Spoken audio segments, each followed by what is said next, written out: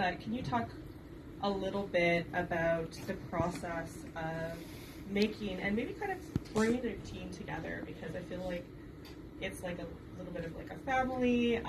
Do you want to talk about that experience?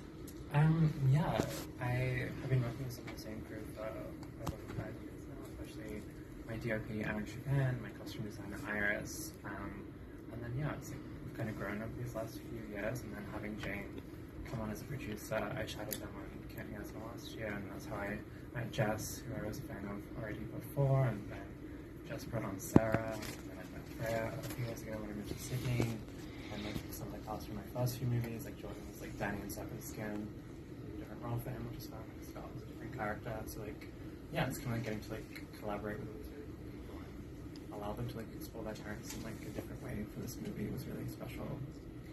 And for both of you, what's it like working on an Alice film? It's just really fun.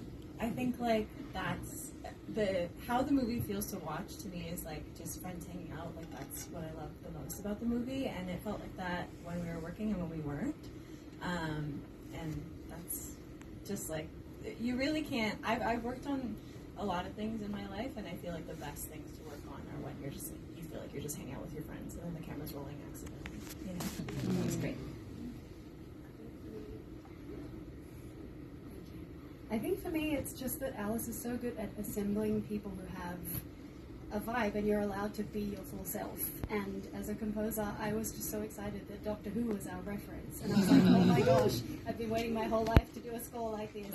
And as a synthesist and a vocalist, I was like, I get to bring my whole self to the table. And Alice has so much space for that. She wants you to go nuts and has amazing notes and just has so much respect for every head of department. So she's just an incredible curator and creative mind. And